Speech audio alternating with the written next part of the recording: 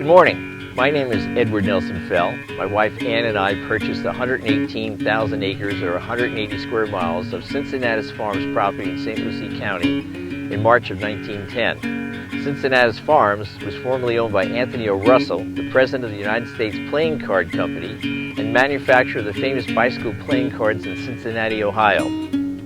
Russell constructed a 9.83 narrow-gauge railroad named Sebastian Cincinnatus Farms Railroad in 1896 between Sebastian and Cincinnatus Farms, what is now Fellsmere. By the time Ann and I bought the land, the railroad tracks had been removed, but the right-of-way was still intact, and we're standing on that right-of-way today. I incorporated the Fellsmere Farms Company on May 23, 1910. The first order of business was to construct a standard gauge, which is 4 foot 8.5 inch wide track with 60-pound rail in the old railroad right-of-way. All the track workers, including the foremen, were African Americans. They provided all the labor necessary to build the railroad with limited tools and machinery. They had to build 15 trestles, the longest being 130 feet over the Sebastian River. By September 1910, the Fellsmere Farms Railroad was completed. The railroad was the lifeline for Fellsmere, since Fellsmere was not accessible by water. It was a landlocked community, not located on the Indian River such as the cities of Sebastian and Vero Beach were. It was used for carrying logs to the Florida East Coast Railway in Sebastian and for transporting supplies, materials, equipment, and heavy machinery for excavating drainage canals in the surrounding area of Florida in the Fellsmere Farms lands. There were 4 wood-burning locomotives ranging from number 100 to 103. The first locomotive, number 100, hauled in machinery and materials to develop the town and its surroundings. Later, more powerful locomotives were purchased to haul in heavy parts to assemble colossal dredges that operated day and night to excavate the major drainage canals U, S, Q, and M. Huge buckeye ditching machines and well drilling machines were brought in by the railroad. Prospective landowners would put on flat cars ahead of the locomotive to travel to undeveloped farmlands west of Fellsmere. They were put ahead of the smoke and ash so it didn't cover them when they rode the flat cars to the prospective sites. It wasn't until 1916 that the 9-foot wide Sebastian Fellsmere Road was improved with marl, shell, and Ogis rock hauled to Sebastian by the Florida East Coast Railway. After 1916, automobiles and trucks started coming to Fellsmere, and vehicular traffic steadily grew over the years, eventually causing the demise of the Fellsmere Railroad. Many structures were built north of town by the end of 1910 to support the railroad, such as the water tower, the blacksmith shop, the machine shop, the oil house, and the section gang and section foreman's house and motor car sheds.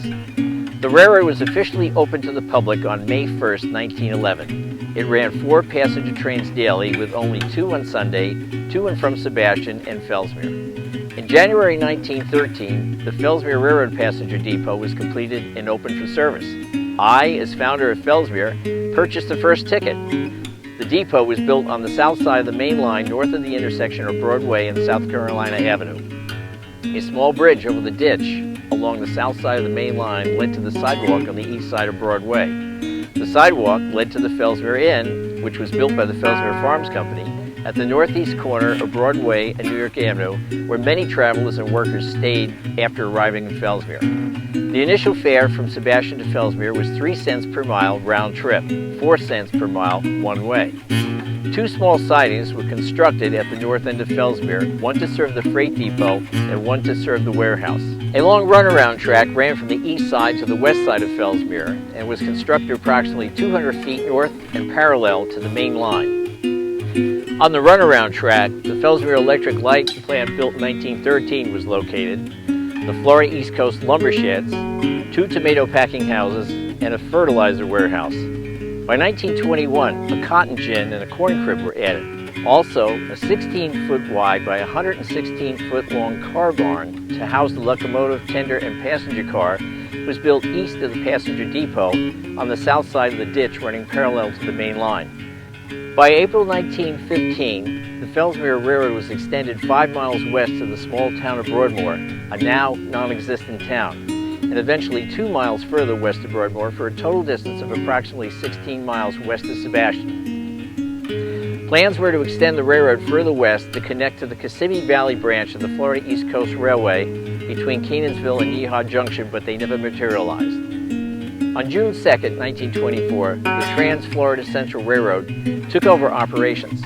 With financing from Marion Fell's husband, Patrick Van Zagnew, and other financiers, the Trans-Florida Central Railroad was formed. It reconstructed the track from Fellsmere to Broadmoor, where the Standard Ammonia Aids Company built a huge fertilizer plant that processed the muck, or the rich organic soil, in the area of Broadmoor. Tons of muck were shipped to Sebastian, to the Florida East Coast Railway, and were shipped by rail to a fertilizer processing plant in Philadelphia, Pennsylvania. In 1927, the muck plant closed down for good because transportation costs became too expensive. In lieu of using the locomotive to run passengers and mail back and forth from Fellsmere to Sebastian, the Trans-Florida Central Railroad built some homemade motor cars from one-ton Model A Ford trucks. These hybrid rail vehicles were nicknamed Dinkies, and subsequently, the Trans-Florida Central Railroad was dubbed the Dinky Line. In 1934, the last and only locomotive purchased by the Trans-Florida Central, number 103, was parked for good on an unused sidetrack where it remained until it was scrapped during World War II. In 1932, during the Great Depression, Frank Heiser established the Fellsmere Sugar Company to construct a sugar mill and process raw sugar. Tracks were laid from the main line south to the mill to ship out sugar and to bring laborers to the mill on a daily basis. In 1935, Heiser had a sugar refinery constructed that produced Florida crystals. After the Fellsmere Sugar Company, Heiser formed the Fellsmere Sugar Producers Association. The association bought 7 8-ton Whitcomb diesel engines that were brought in the 1940s to use for hauling sugar. However, none of the engines had air brakes, so it was required to ride the cars to stop the train. Following the increased use of trucks after World War II, the railroad experienced 5 consecutive years of substantial loss. By the end of World War II, most of the railroad buildings were demolished, and on November 30th, 1952, the railroad ceased operations after 42 years of service. The tracks were removed by the Thompson Contracting Company of Fort Pierce in the mid-1950s. By then, all the structures associated with the railroad had been demolished, with the exception of the section foreman's house, which had been used as a duplex for 2 railroad section foremen. After the railroad section foreman moved out of the house served as a private residence until November 2013. The railroad section foreman's house is the last and only remaining Fellsmere Railroad building in the city of Fellsmere. In 2016, it was moved approximately 1,600 feet west of its original location, but still within the old Fellsmere Trans-Florida Central Railroad right-of-way. The city's intent is to recreate a railroad village at the north end of Fellsmere with the section foreman's house as its focal point. In 2014, Nat Huggins, a very talented modeler, recreated most of the Fellsmere Railroad buildings that were built between 1910 and 1921. The buildings were reconstructed to HO model railroad scale. They were painted white with green trim and had red roofs, which were the official Fellsmere Farms Company colors. Although the buildings are to scale, the diorama was condensed to a 2-foot by 8-foot space to fit inside the front lobby of Fellsmere City Hall. The diorama of the Fellsmere Railroad may be viewed in the lobby of Fellsmere City Hall during weekdays when the City Hall is open to the public. Also on view is a model built by William Conover of one of the colossal dredges that was used to excavate the 4 major drainage canals. The public is encouraged to go to Fellsmere City Hall to view these 2 exhibits. If you'd like to know more about the history of the Fellsmere Railroad and the Trans-Florida Central Railroad, you can use your smartphone to read the QR code to access the City of Fellsmere website, or use the city's website address as shown on the walking tour brochure.